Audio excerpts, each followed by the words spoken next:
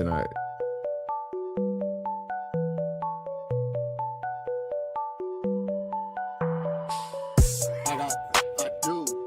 I got vision.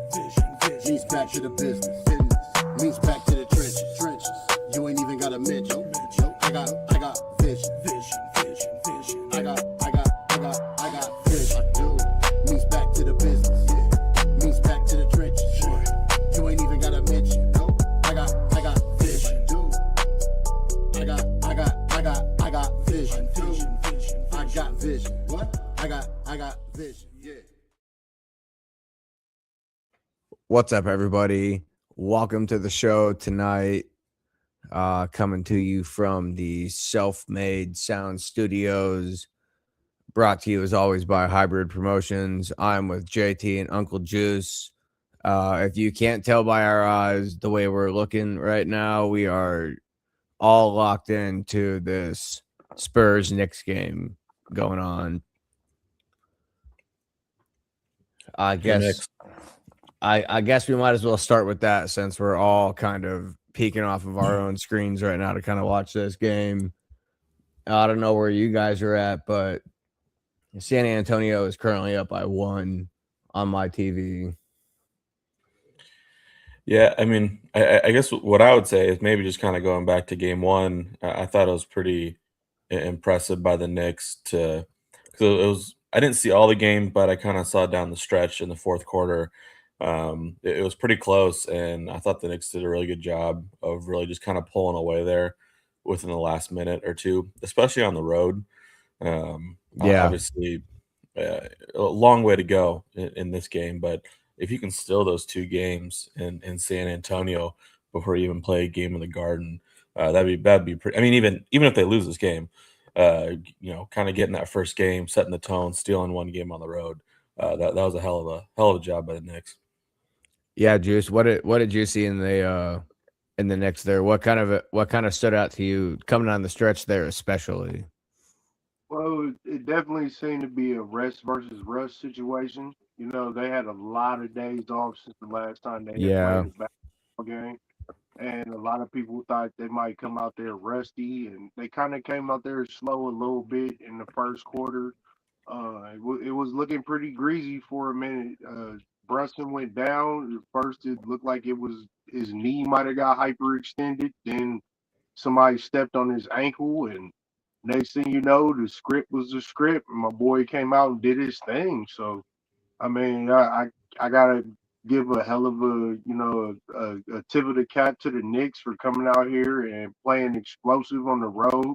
You know, you playing against a higher seed, you in a different city, and you want to come back to New York with at least 1 win if you can. And they went ahead and knocked that out in game 1, and they're actually up right now in game, getting ready to go into halftime. So they gonna tear the city of New York up especially if they sweep, but if they win the championship in general, it's gonna be crazy in New York. Yeah, that's for sure. I mean, I think I saw a few clips that they were even gathering just after that 1 win. So it seems like after each win, they're gonna party it up. So yeah, I can't even imagine what it would be like. Because that's the one thing about New York is that you've seen so much success with their baseball teams, with the Mets and Yankees. Yeah, to a certain Well, I guess extent, within the past 10 to more than you have the Knicks, I guess I should say. Yes, it's been 50, and even 50 years since the last one. And even with kind of the mild ups, well, I guess that the Giants had some. Basically, what I'm trying to say is that, like, I know that the Nets are there, but the Knicks have kind of always felt like the team that everybody roots for. Yeah. You know, kind of like it happens with the Blackhawks and to some extent the Bulls in Chicago after they kind of split off, and the Bears, of course. So, I think it's kind of cool if you're a fan. If you're a fan, yeah, all the different fan bases, Yankees and Mets fans can come together and kind of root for the Knicks. So that was my greater point, is that it's kind of cool to see the entire city of New York come together and kind of get behind the Knicks. And obviously, no disrespect to the Nets, but I think we kind of know it is what it is. Yeah, an interesting fact with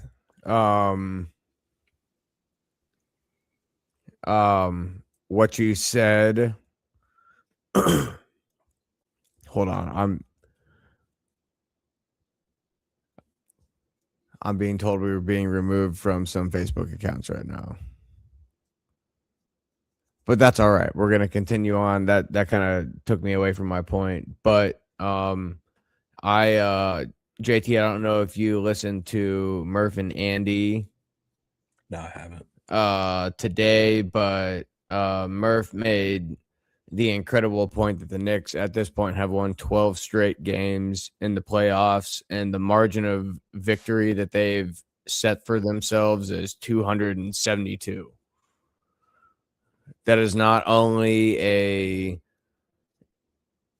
NBA playoff record, that is a record for NBA history in a 12-game win streak to win by that many points. So they're clearly not just a team that made it based on luck this year.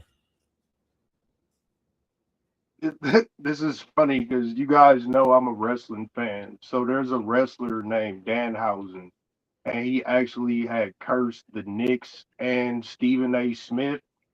And the Knicks, they had went down like 2-1 against Atlanta around the time this happened. And somebody paid him money, so he uncursed the Knicks, and they haven't lost a game since this wrestler uncursed them. Very weird stat. That's all it takes. So yeah, man. Shout out to the New York Knicks, man. Like a hard working town. I've been in New York. Very filthy, very expensive. But the people there, they deserve a winner, man. Like the Yankees, they come around like once every 10, 15 years. The Mets, they just kind of just exist in the city. But for the New York Knicks to be in the finals, just for them to even make the finals, even if they hadn't won one game, like the whole city of New York was ready to explode, man. Because I don't care if you go to New York or New Jersey, damn near everybody there is a Knicks fan. I was at I was at a game in Brooklyn, well, not at a game, but I was in Brooklyn at where the Nets play, and half the people that was there were Knicks fans. So Yeah. I big mean, shout out. there was a moment there where the Nets made a good run at it, but yeah, I don't think that's ever going to be a Nets town. The Nets are too up and down as a franchise anyway. Like for all the success that they had in like the last 10 years, they suck just as much as they did 12 years ago today. So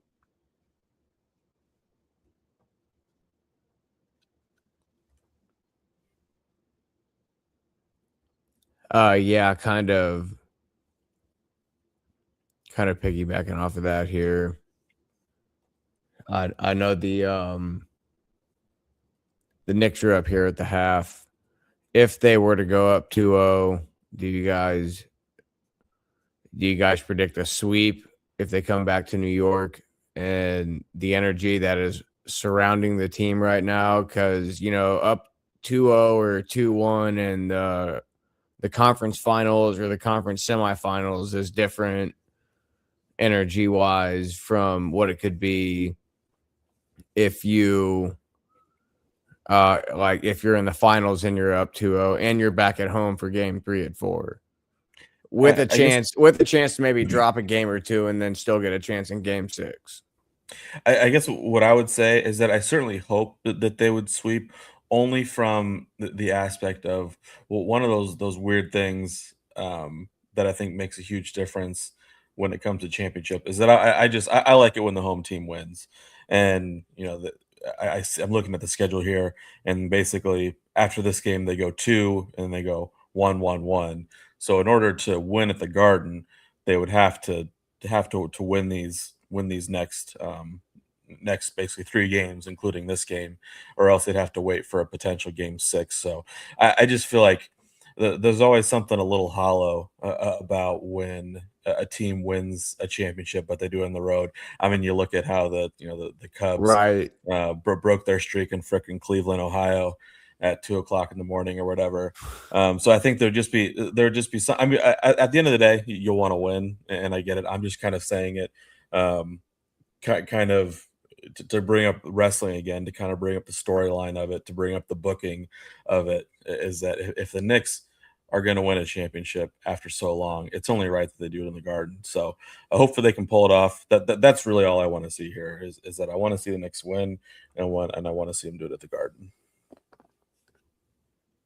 The way that the Spurs are playing right now is looking like sweep sweep. For some reason, Wemby cannot seem to get engaged in the game.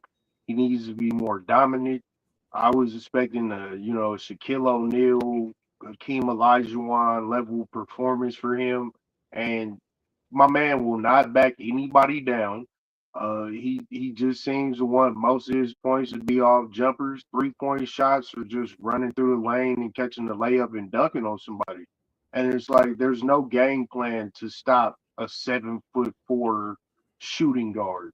So you just have to impose your will on the game. As far as New York, I think that for both teams, these next two games are critical. I think for the Spurs, winning tonight and winning Game 3 is the only way that they win the series. Um, if they go down 0-2 going back to New Yeah. York, I'm at Madison Square Garden. And I've been to Madison Square Garden when it wasn't even for basketball.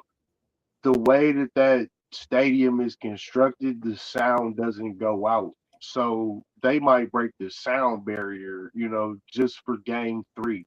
It's gonna be the biggest game in Madison Square Garden history.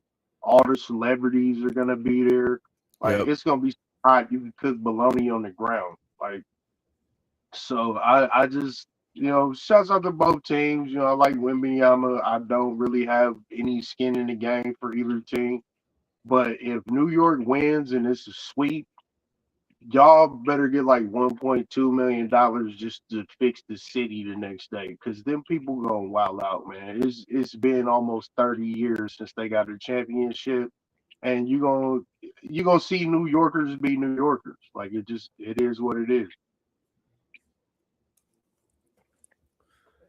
Yeah, I think like you said, the 2-3 split here, if you can go up 2-1 after Game 3, if you're the Spurs tonight and winning, that first game there, I think if you go down 2-1, you basically have to win 3 straight games. And you're gonna have to do it in the worst type of environment. The way the Knicks look right now, they're so in tune with each other that it's really hard to say that they won't win it, but we all know how the history of Knicks basketball plays out. We just saw it last year with Tyrese Halliburton hitting, a couple incredible shots against them when they thought that was their year. Well, now here they are again and kind of proving themselves in the biggest moment, at least to this point. Twice. So we'll see. Like for them to be there and to come right back, it shows the heart and determination of the team. Like we all remember the fire James Dolan moments.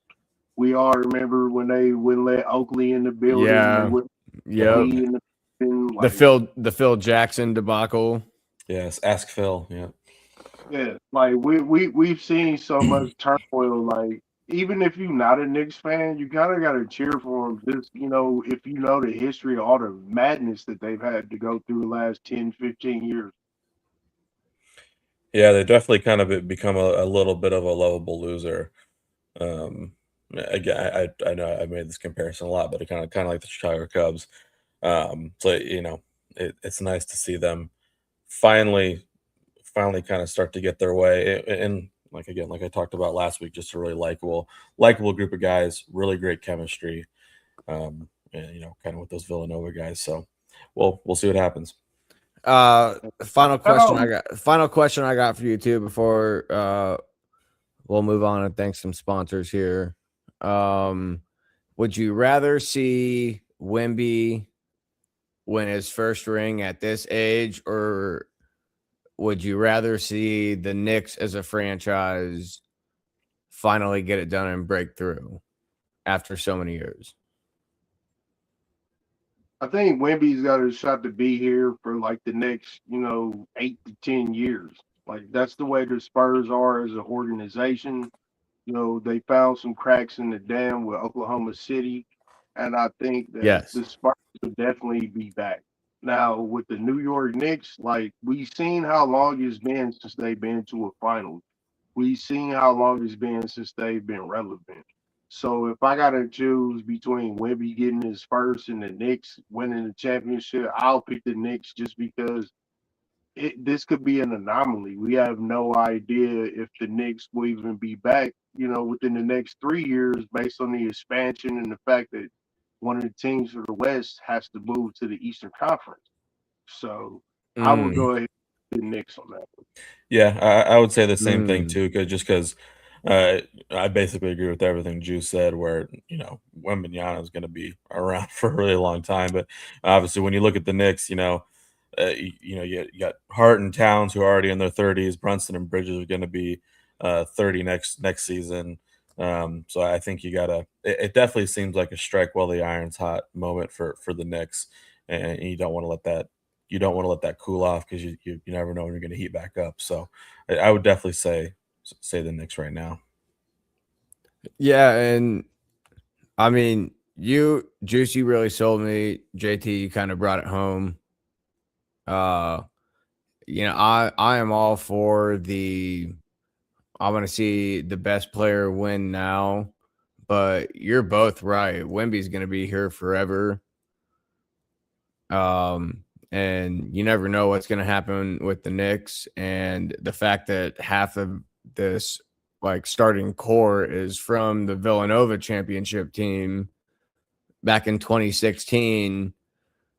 I mean, how fitting would it be 10 years later to go on with 3 or 4 of your former teammates to win a NBA championship, kind of basically, you know, playing the game with the same guys for almost 16, 17 years now.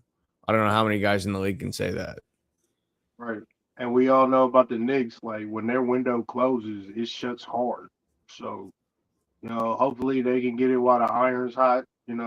I would love to see Mike Brown win the championship, going from, the brawl in Auburn Hills to coaching LeBron to finally getting yourself a ring.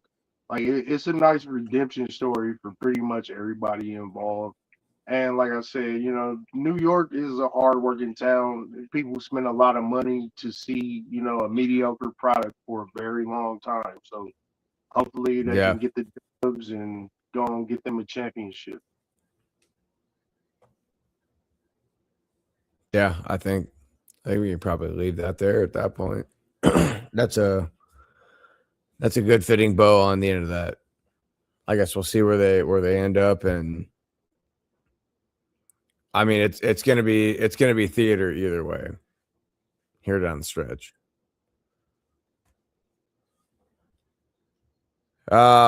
Since we're talking about getting into the stretch here, Juice, I know that the Summer Slam is coming up this year for wrestling soon. Well, they have the Summer Slam officially announced here in the Omaha area. It's a 2-day show. The Summer Slam Showcase down at the waiting room in the Benson area, July 10th and 11th. They're doing a hard rock show on Friday night. I got all of the bands pulled up right here. This is through Nice Enough Entertainment. And then as well, to accompany that on the 11th is the hip hop portion of that. And we got Brody One from Self Made Itself on there. We got Crooks as well up there. A bunch of other great artists. Eddie North, my boy Jay Influential, Cody Moon will be making an appearance there. Again, that's July 11th at the waiting room, July 10th for the show before. Tickets are $10 right now. If you show up on the day, they're going to be $15.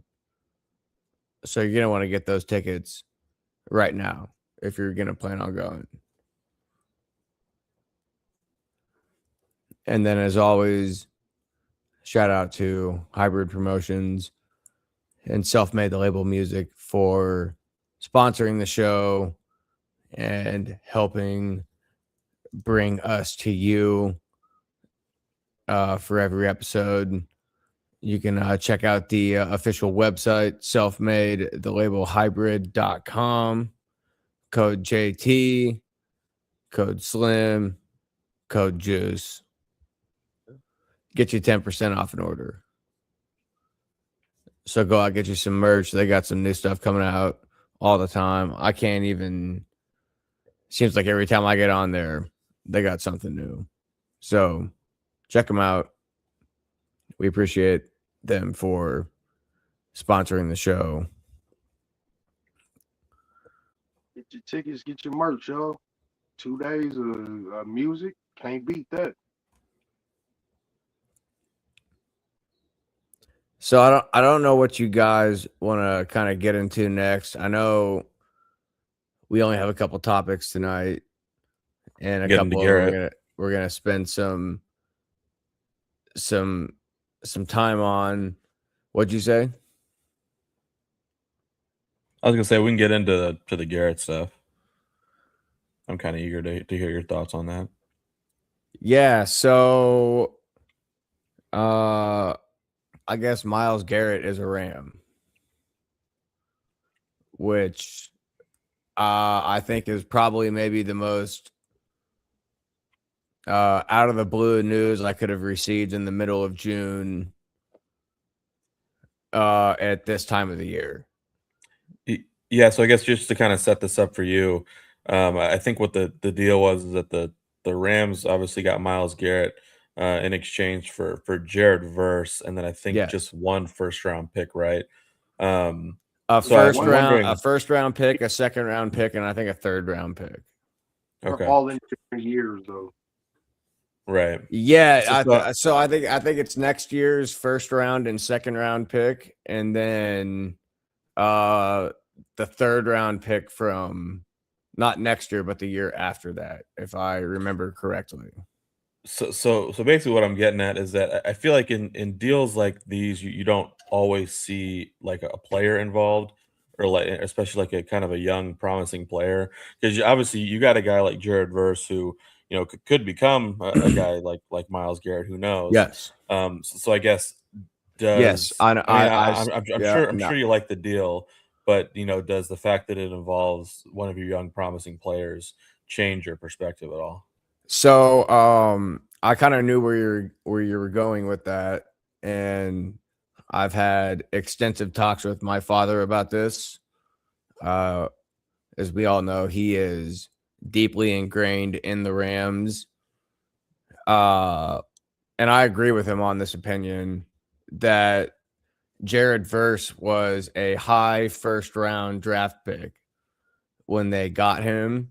So if he happens to make like a first team all pro or any sort of like postseason award at this point, he's going to be due like a fat paycheck coming off that next check, especially off that rookie deal. If he gets, those couple awards, and he's already on track to do that. They also have Byron Young, who is the opposite defensive end, who they got in the third round, who had more sacks than Verse last year, who with his extension will cost them less money in the future. And I don't know how true this is, and I don't know if it holds any weight, but apparently the Rams and Aaron Donald are kicking the tires on Aaron Donald right now to see if maybe he would want to come out of retirement. And from what I understand, he's still under a certain type of agreement where he could there's a pathway if he decides to unretire that he's automatically a Ram, with no one else being able to, like take stake on him. Gosh, how long has he been out of the league? 2 years. Only 2 say, years. Okay. he hasn't been out the league very long, and he's still in playing shape. No, he's still in impeccable shape. I think he's still honestly in playing shape. He's probably in about the same amount of shape as Garrett is, and Garrett is actively playing. So could you guys imagine a defensive line with, I don't know how big Byron Young is, but let's say like a lower level, not type of Pro Bowler, but dude that can get 10 sacks a year on the outside, with Myles Garrett coming off the other edge and then Aaron Donald in the middle. Ooh, that'd be nasty, man. So like, That'd what be a is hell the of a D-line. over under on the sack total of that team that year? I don't even know, man. That'd be sick. I mean, it's fun to dream. Aaron Donald's not coming out of retirement. Yeah, for what it's worth, I don't think he will either. But when people come out of retirement, it's fun to fantasize and think about it. Like, okay, I could come out of retirement, and I retired on a high note, which is the biggest thing in sports. Like, retiring with a Super Bowl ring is so much different than coming back, maybe winning the Super Bowl, or coming back and then failing, and then you got to go back into retirement. Like, I think Aaron is not like a super huge man. He's like 6 feet, like 320 pounds. He's a big man, but he's like a normal size player as compared to like the giant, massive dudes in the NFL. But if they were able to pull that off, yeah, that would be crazy. Now, when I first heard this trade, my first thing, I was more upset until I found out that Verse was part of the trade, because as a Niners fan, I wanted Verse the whole draft that he wasn't drafted. As a Niners fan and as a Seminoles fan, I've been watching this dude for years. I know what his He was gear nice. is. He was very nice. So when he dropped to y'all, I was like, this is one of the players. So after he won Defensive Player of the Year, I was like, okay, the Rams, they gonna tool up. Y'all got the safety from Kansas City. Yeah, McDuffie. Y'all started picking up all types of players. So I'm thinking they picked up next Devontae Adams. Myles Garrett, and I'm like, first of all, y'all said he wasn't even on the trading block. Then once I find out what's on the trading block for him, I'm like, San Francisco made that trade. We ain't doing them with our first round picks anyway. We literally traded out of the first round this year. So for about days, technically the Rams didn't either. They the only first round pick they really used, they drafted Ty Simpson. Well, that's normal for y'all. Like, the Rams have been like F them picks for like the last like 5 to 7 years. No, it's been almost 10 years now. I think they've only drafted in the first round maybe 3 times in the last 10 years. And you remember, go back to a few weeks ago, that's why we were all confused and upset by why they picked Ty Simpson in the first round. Now, going back to Aaron Donald, you don't even need Aaron Donald. Y'all have 2 excellent defensive tackles. You just got Myles. Like, your defensive line is going to be fine. Hey, listen, I can have my cake and eat it too. God damn it. And I get that. But as a Niners fan, let me remind you of this thing that every NFL team has every year: injuries. Everybody looks good on paper, so you got to roll out there and you start getting ACL tears and high ankle sprains.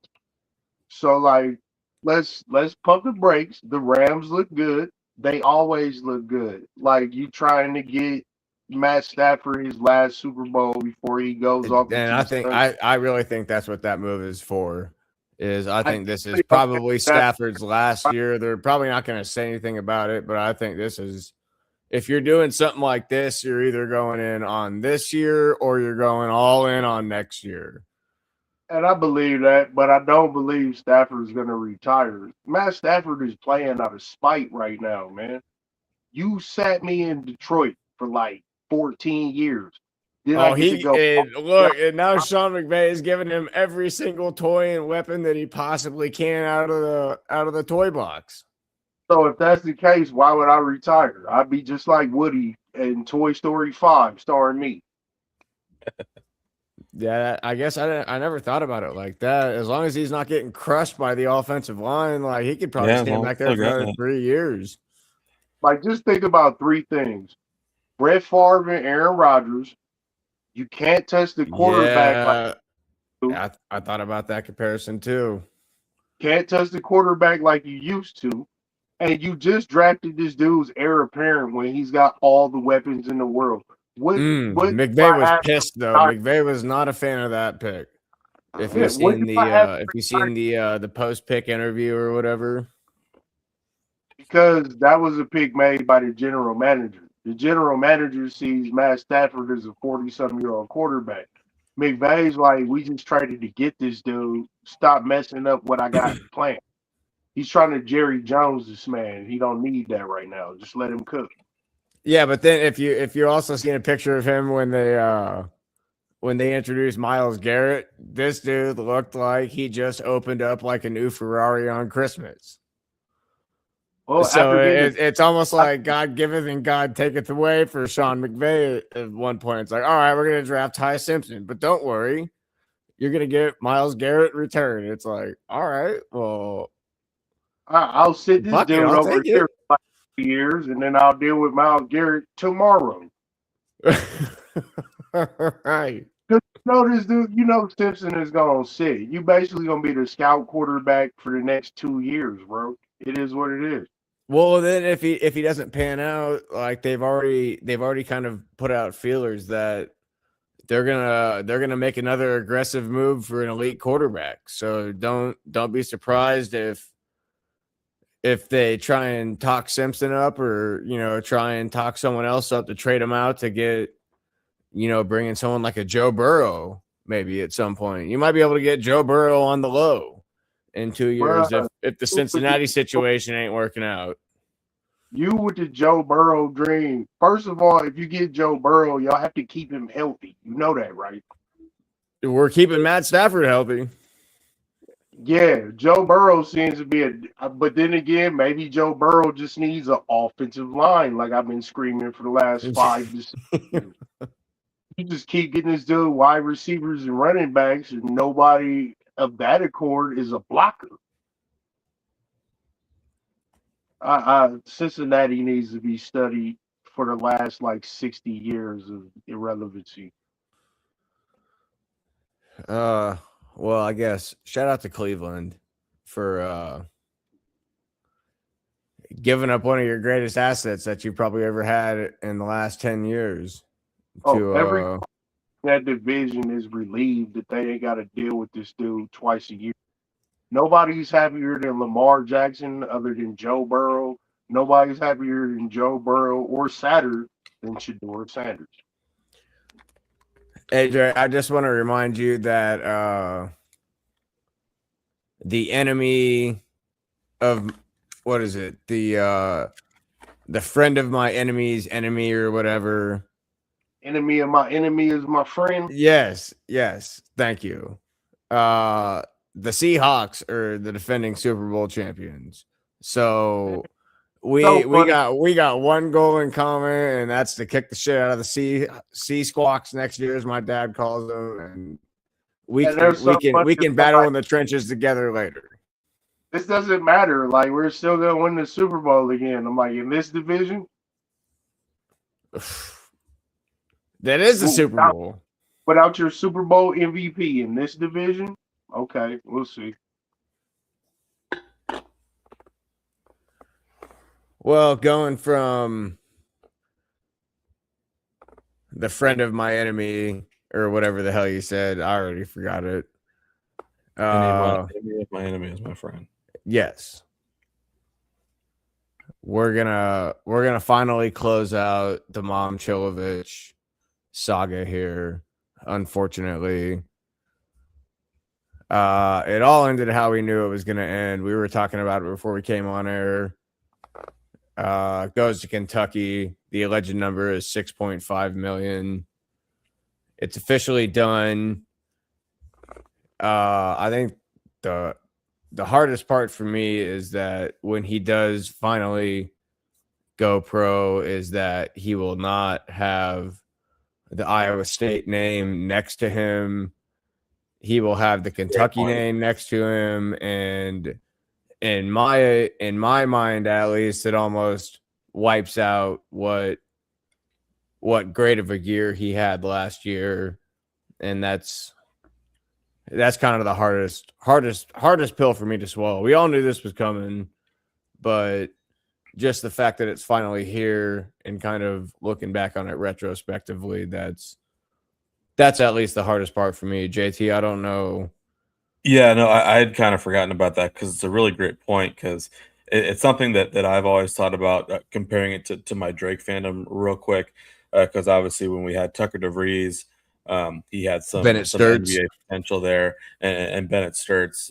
Those were two guys where, obviously, both of those guys and their head coaches moved on to greener pastures, well deserved. But that was the part that kind of hurt me in the heart, is that Drake is still going to be searching for that guy with the actual name Drake next to him. But anyway, getting back to the Momcilovic, it's a really good point. I don't know if there's like anything that they can do where he could like override that, because I don't know, if he gets the choice. I feel like those 3 years over the 1 year at Kentucky, that's gotta count for something. But yeah, I don't think it works that way. So, but yeah, like you said, it's kind of turned out how we thought it would. I guess at this point, I'm just glad it wasn't Arizona.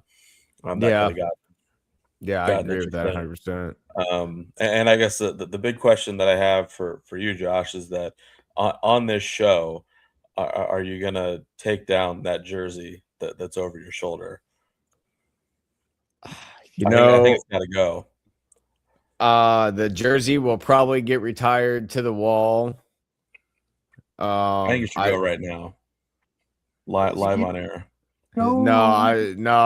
He hasn't shown up in an actual Kentucky jersey yet. I get one more summer with him being an Iowa Stater, and then I guess we'll see how football goes this fall. If football goes all right, he might go away pretty quick, but if football don't go great, then we'll hold on to him until the first images. Actually, how about this? I will concede this live on air. The first time we see pictures of him actually in a Kentucky jersey, that will be the moment that the jersey will come down. All right. Sounds like a little copium, but whatever you got to do. I mean, I'm gonna let you heal in your own way. I'm gonna cope with it because, yeah, I have to. Yeah. I've invested a lot in the mommy stock here in the last couple of years, so I don't know. I'm sure it hits a couple people harder than me, but I'd probably put him in my top 2 favorite cyclones of all time. So and that's why, man, it's so tough to buy some of this NIL gear and the jerseys. It's like, I wouldn't trade it for the world. I wouldn't trade anything I got from him for the world.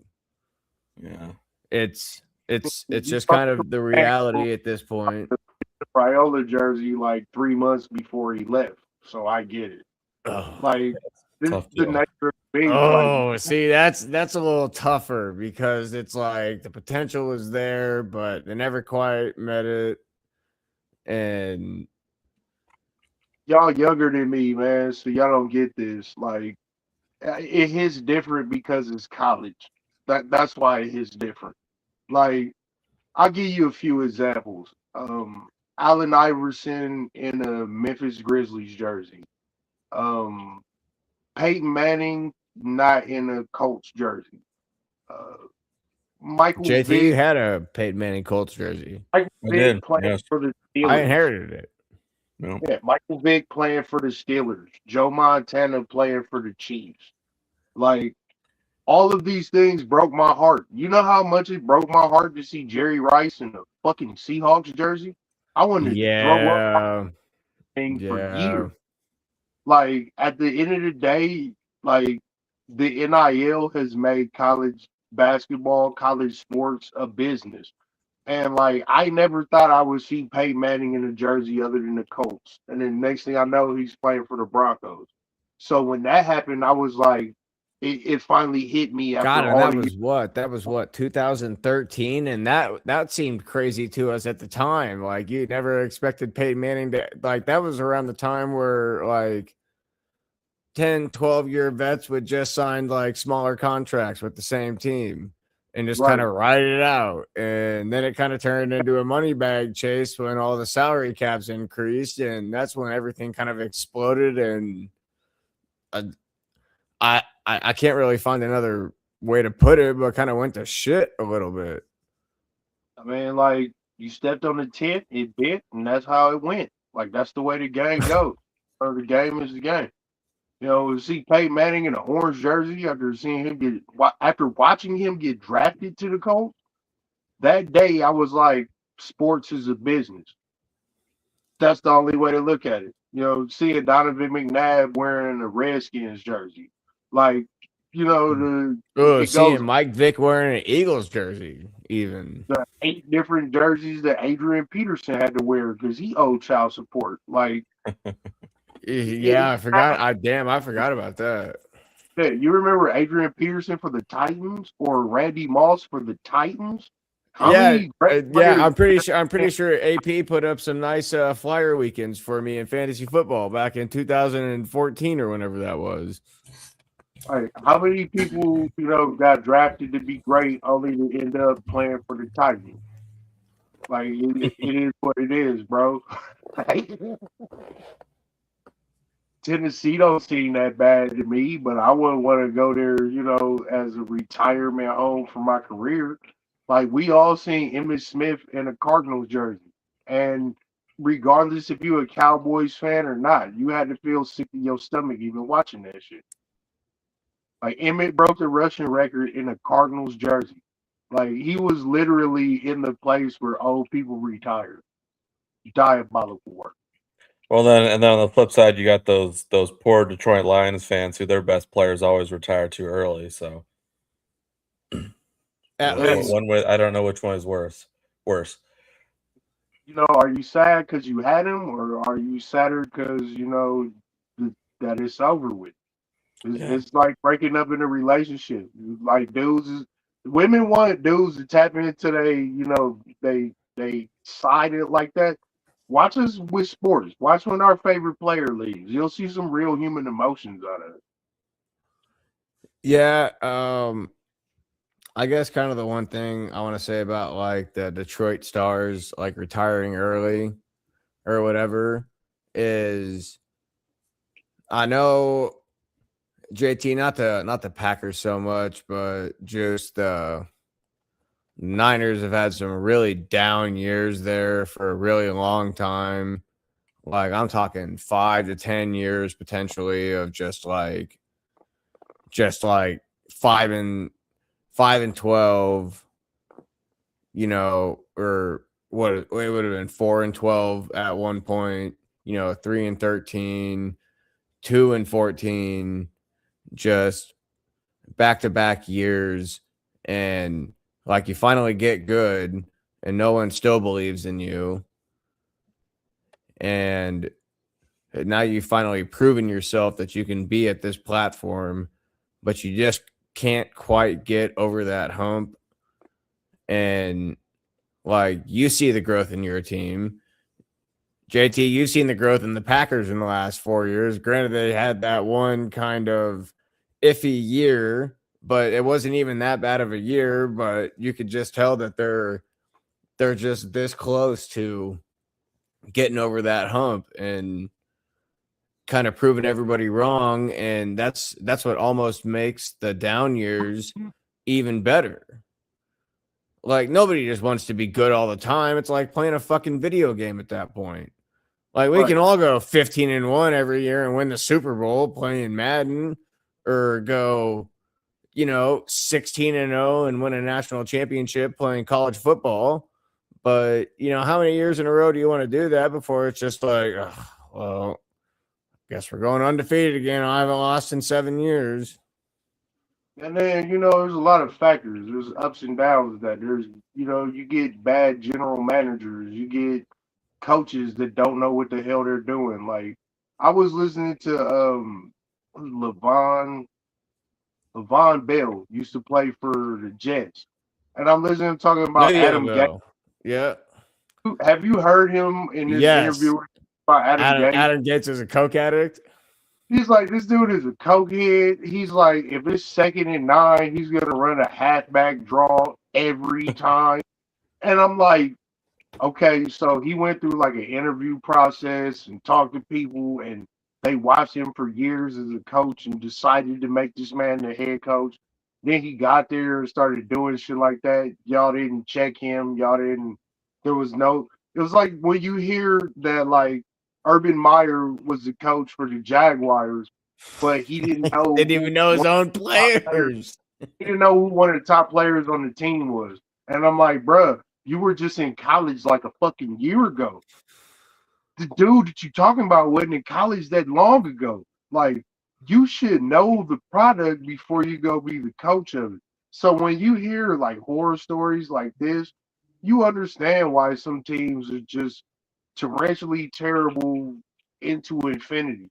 Because some owners is just there like, as long as I got this logo on my shirt and I keep selling money, that's all I really care about. Like, look at the Cowboys. The Cowboys can get a general manager. Jerry Jones can relinquish some of his hold on the team. He just doesn't want to. And the team makes $14 billion. So you're going to buy that star regardless of what I put out on the field, regardless if Mike Parsons is here or not, regardless if Dak is here or not. Yeah, it's kind of a really unfortunate way to look at it, honestly. You're not a businessman, you're a businessman. Like, some people play for that logo on the front, some people pay for that name on the back. That name on the back ain't never changing. That name on the front can change, 3 weeks from now.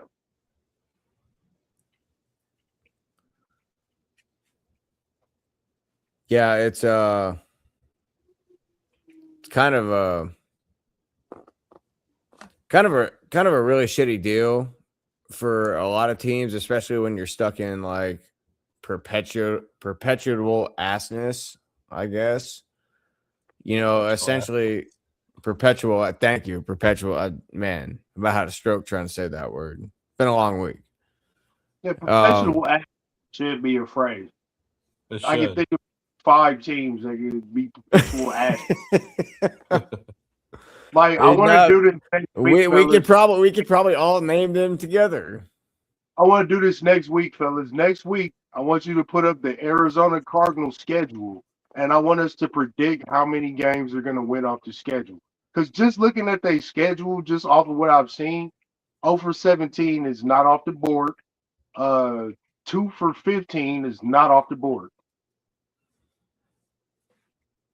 Well, like, get to week 14 for you see a winnable game for Arizona, bro.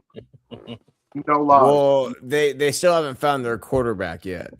Yeah, well, once they turn to Carson Beck, they'll be all right. The first winnable game will be Jets or the Commanders. I think we can all agree that the Jets and the Commanders both have better teams than the Arizona Cardinals right now. Oh yeah, for sure. That first month of the season, if I see somebody with a Cardinals jersey, just go up and give them a hug, man. They need that.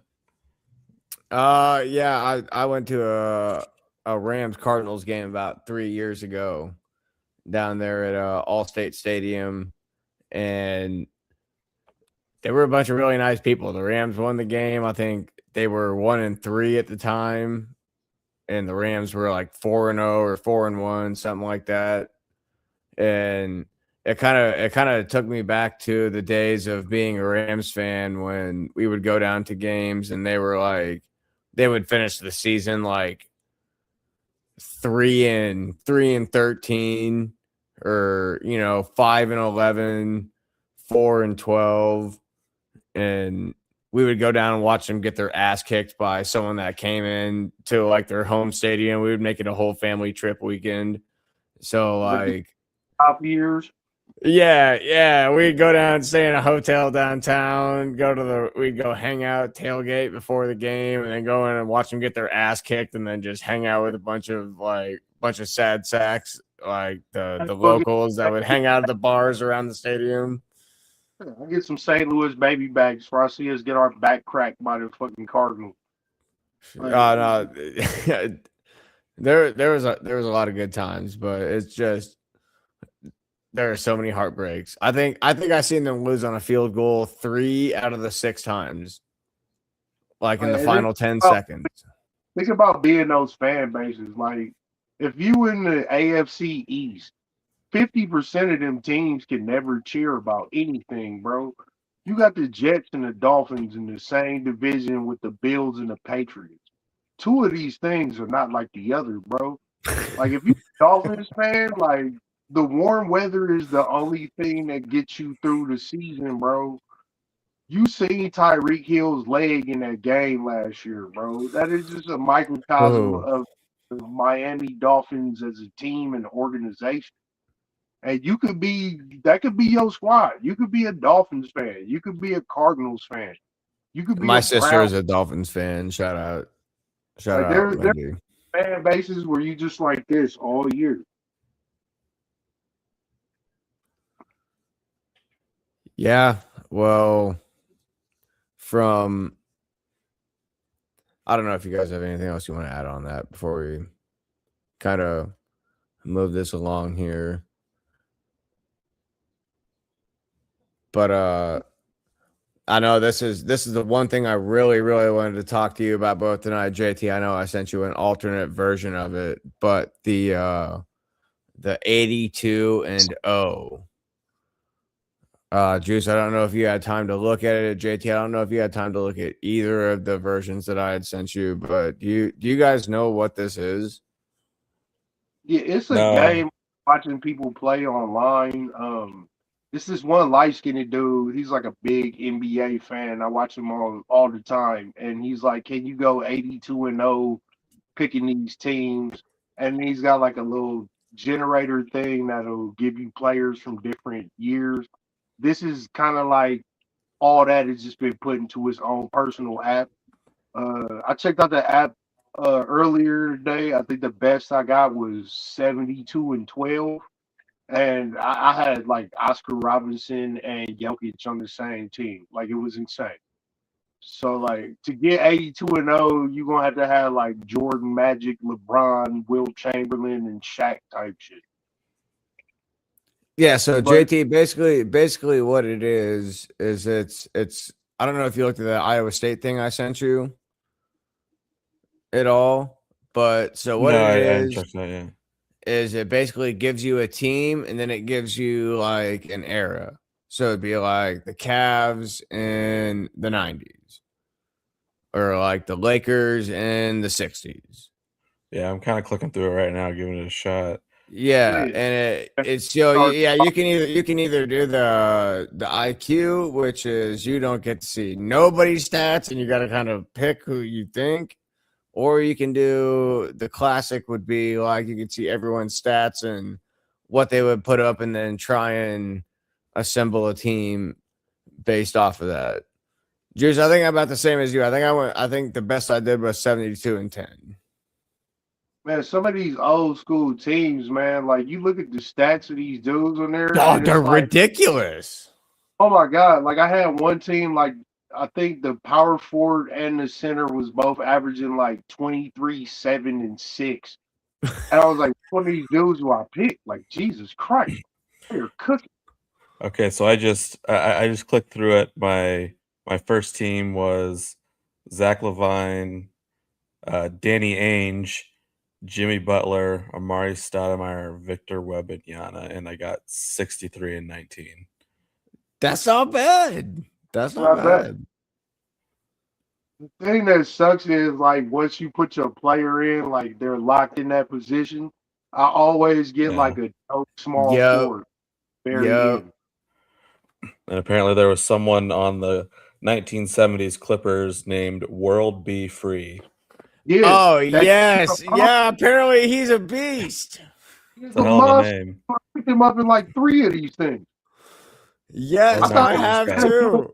I have too. Actually, I seen a post today that said his Google search rate has gone up like almost like 700,000%. Obviously, it's not that much, but it's like skyrocketed from no one looking him up until this thing came out. I was like, when is Ron Artest hooping like this? What year was he getting off with? I was like, that's Be Free. That's not Meta World Peace. Who is this dude? Like, this dude crawls so Ron Artest could run, bro. Well, yeah, when you look at some of those stat lines, like, I was mad because one of them, I had like David Robinson, all these other dudes. I get the power forward, and then I get the Jazz. So I have to pick Karl Malone. Now I got grievances about my whole lineup. I mean, if we're talking strictly basketball, I suppose I'll take him. But Like, to y'all who don't know, just Google it. I don't want to give out Karl Malone's business, but it's not great. Yeah, that's a tough one. Yeah, that's a yeah, tough one. no, it's not really Like, private my business morals either. got It's in the pretty way. public.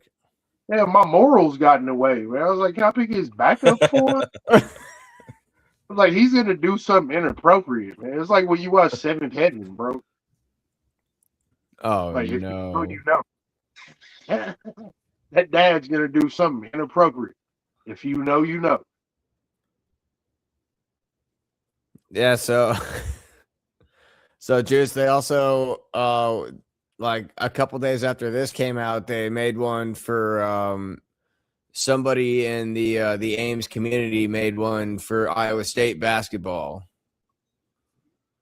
And it's essentially the same thing. You can do the classic where you can see the stats, or you can do the IQ. And it basically what it does, instead of picking like an era, it picks a year. Okay. And then you have to pick a player from that year. So it'd be like the 2011, 2012 Cyclones. All right, you got to pick from this roster. All right, well, now you get like the 1988, 1989 team. You have to pick a guy from this roster. Like, it's essentially the same thing, but they break it down into like actual years. And then what they do is what I've noticed they do is they take the tournament schedule they most likely would have had this year had they went to the Final Four. So they played Tennessee State in the first round. They play Kentucky in the second round. They play Tennessee in the third round. They play Michigan in the Elite Eight, like blah, blah, blah, blah, blah, whatever. And then they kind of rated out where that team would finish in the tournament this season. Okay. That's kind of cool. Maybe people will start doing that for like each college basketball team. Give them something to do. I think it'd be sweet to see, you know, what you could possibly build with all the pieces from everyone that's ever played at like your school. Definitely. Well, I look at the pro one and I'm like, it's all fun and games until you get like old school Wizards, or you know, like there's a couple, like if you get old school, there's a couple dog shit teams there in some areas. What am I gonna do if I get like 2000 Clippers, bro? Like, I gotta pray Chris Paul is on this team, bro, because I've seen those teams. Like Corey Maggette is like your guiding light. I can't put Corey Maggette on a fantasy team next to Michael Jordan. It just doesn't seem fair to Michael Jordan. I just pulled a nice 72 and 10. Oh, that's not too bad with that. Hey, there you go. There you go. Higher than like 74. I'm telling you, this shit is addicting. You can sit here and do. I think I did the Iowa State one for almost 2 hours last night. My 72 and 10 is Danny Ainge, Charlie Scott, 70s sons, Michael Jordan, Alonzo Mourning, and Bob Pettit. Yeah, see, everyone be sleeping on the 1960s Celtics. Like, man, dude, oh man, the 60s and the 70s, when you see those stat lines, is completely out of control. Like, the first time you get like Wilt Chamberlain from like the Bucks, you're gonna be like, bro, this is insane work.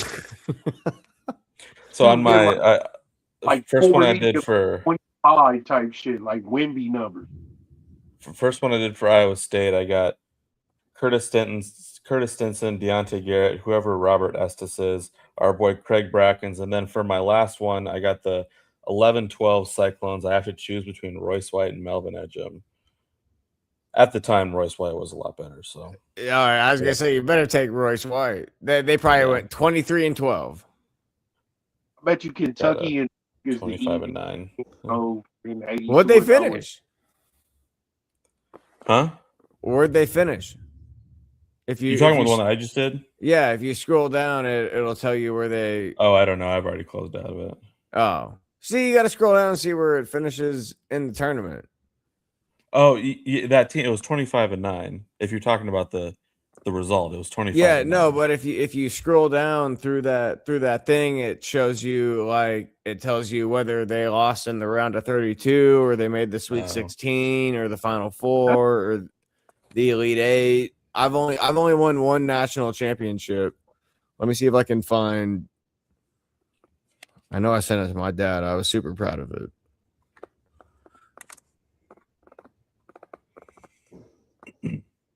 So it was Keyshawn Gilbert, Isaiah Brockington, Royce White, Marcus Fizer, and Victor Alexander. That was your national championship team? Yep. All right. They went 27-7. They averaged 80 points a game, 36 rebounds, and 12 assists as a team. The BCS team. So if you get a Royce White, just take your Royce White pill. Yeah. At least take it when he was playing basketball. Maybe don't take the Royce White pill. It's the only. Maybe don't take the Royce White pill White. now. That might lead to I think I'll pass on that one. Alternate side effects. I think I'd rather have Michelle Tafoya. Well, I don't know if you guys have anything else you want to touch on tonight. I'm about to get hammered with rain here. Oh yeah, like right now. Yeah, I lost my NBA Finals coverage because WI's got to cover the tornado warning. Yep. Yeah, we're getting smacked out here right now. I'm surprised it's not coming through on my microphone. Watching the finals from Mississippi. Don't know why it's a team from Mississippi. It's from like Mobile, Alabama, or something. It's crazy. Well, hopefully they don't got no bad weather down there because you might be in bad shape. Well, it's crazy because like I can watch the game regionally. Like I can watch when the Knicks game comes on, I can watch it from Rochester, New York, and I'll get like the whatever's local and the ads and stuff from Rochester, New York. It's crazy. I watched the Raptors game. I was getting all types of stuff from like Sky Sportnet. Oh, so you got the local broadcast then. That's kind of lit. Josh, have you tried to play this game in reverse to see how bad of a team you could get? I should try that. Yeah, I have not tried to do that yet. I have seen dudes trying to go 0-82 though. And it's like impossible. I think some dude went 9-73, and he was like, "I swear to God, it's fucking impossible to not win a single game."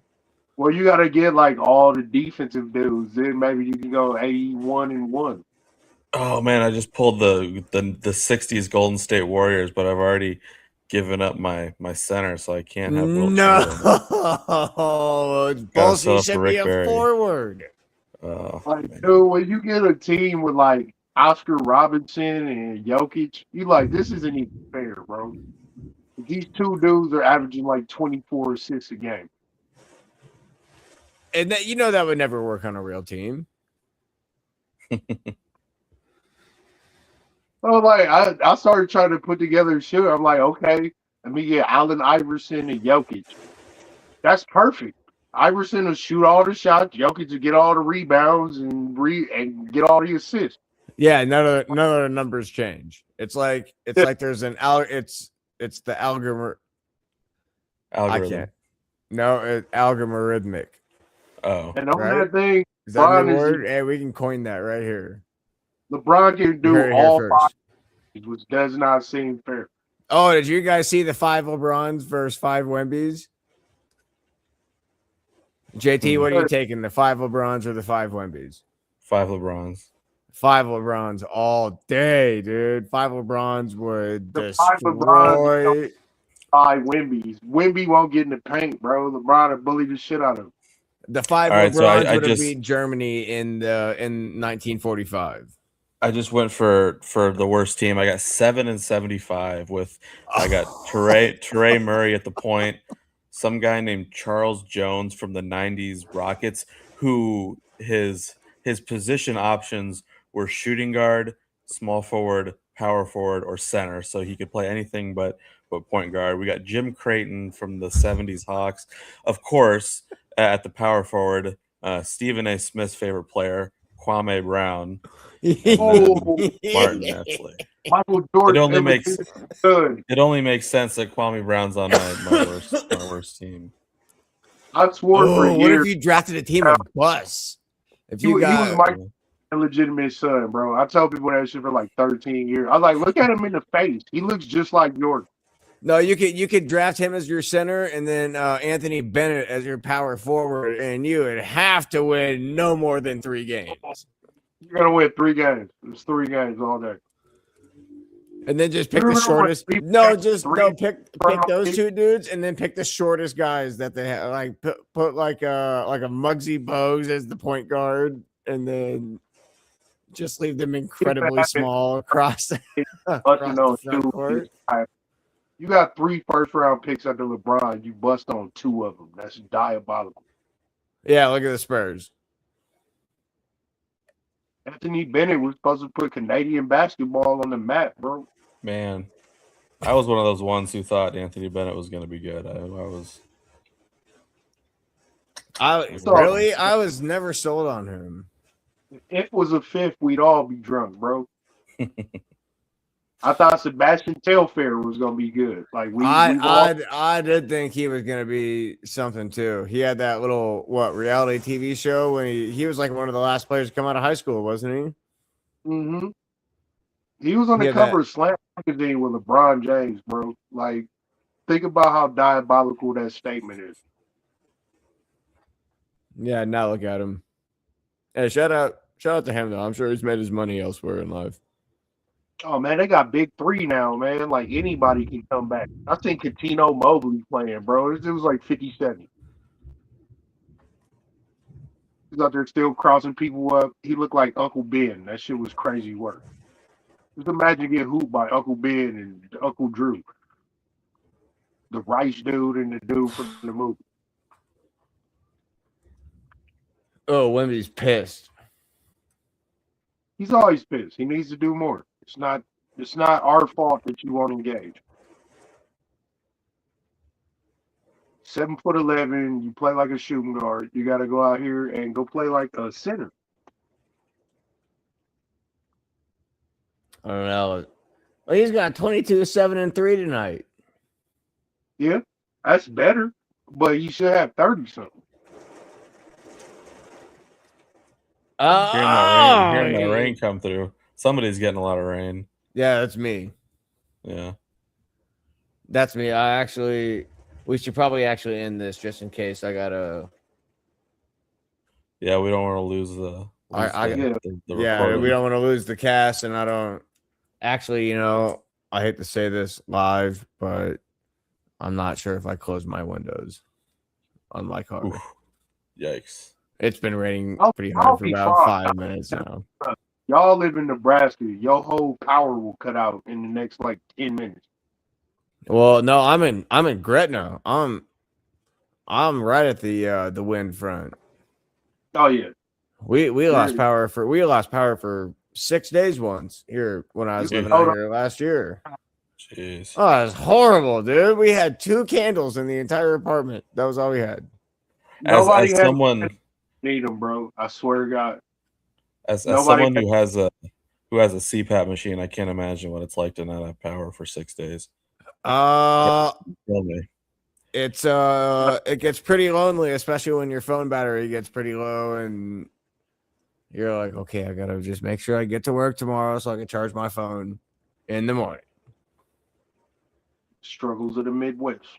And then no AC. Oh God, it was like the middle. It was like Yeah, the see, middle of that's- August. It was like the middle of August when that happened. know I'm pulling out the credit card, and I'm no matter how much it costs, I'm finding a hotel. Hell, immediately, yes. Yeah. Sometimes you gotta do what you gotta do. Yes, sir. It was a good character builder though. That's right.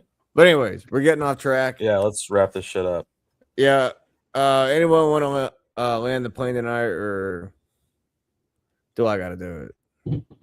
Oh. All right. Well, nobody fessed up right away, so I guess I'll do it. One more time, we want to give a shout out to Hybrid Promotions and Self-Made the Label Music for sponsoring the show. You can check out all the merchandise at selfmadeTheLabelHybrid.com. Use the code JT, the code SLIM, the code JUICE to get 10 or 15% off your order. Shit, if you send us an email, you might get a little more off your order. So why don't you go check them out, see what they got. Maybe hit us up, see if there's something that you're interested in. Maybe we can work something out for JT, Uncle Juice. Glad you guys could join me tonight and kind of get through this. Interesting period here. We kind of put some hatchets to bed. Obviously kind of planted some new seeds for tomorrow. Appreciate you guys hanging out with me for a little bit.